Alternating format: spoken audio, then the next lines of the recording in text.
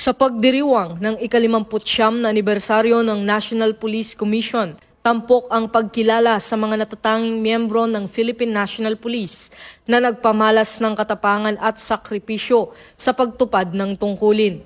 Sa temang Upholding Civilian Authority, Strengthening Police Integrity, ginawaran ng Gallantry Award ang 3 pulis mula sa Police Regional Offices 5, 7 at 11. Si Patrolwoman Karil Ann Tabirara ng Police Regional Office 5 ay kinilala sa kanyang kabayanihan matapos maisagawa ang emergency delivery sa isang babaeng nanganak sa kasagsagan ng Bagyong Pipito sa Catanduanes, kung saan nailigtas ang buhay ng mag-ina. Samantala, si Police Staff Sergeant Evan Sumatra Tapayan ng Police Regional Office 11 ay pinarangalan sa kanyang katapangan at pamumuno sa operasyon laban sa 2 most wanted person sa Davao de Oro, kung saan nasugatan siya ngunit matagumpay na na-neutralize ang mga sospek. Posthumous award naman ang iginawad kay Patrolman Mark Gomer Ornopia Sr.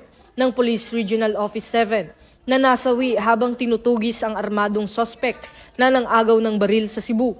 Ang kanyang sakripisyo ay nagsilbing halimbawa ng walang pag-iimbot na paglilingkod sa bayan. Bukod sa mga ito, 3 opisyal ng PNP ang kinalala rin sa kanilang kontribusyon sa pagbuo ng mga pagsusulit para sa promosyon at Police Executive Service Eligibility Exam na sina Police Brigadier General Maria Leonora Camarao, Regional Director ng Regional Internal Affairs Service ng NCR, Police Colonel Esmeraldo Osia Jr., Chief Community Affairs Division ng Directorate for Police Community Relations, at si Retired Police Brigadier General Noel Baraceros.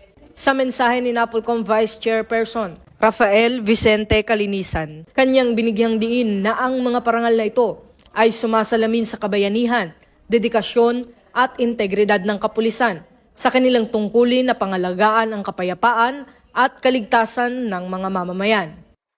Tayo po ay magpakumbaba sa araw-araw nating pagseserbisyo. Kaya nga service yung tawag dun eh. And the work that we do has significant impact. I cannot overemphasize that. Maybe the past couple of days, weeks, even months has shown that we continue to do our excellent work. And I really hope everyone would be united in doing our work.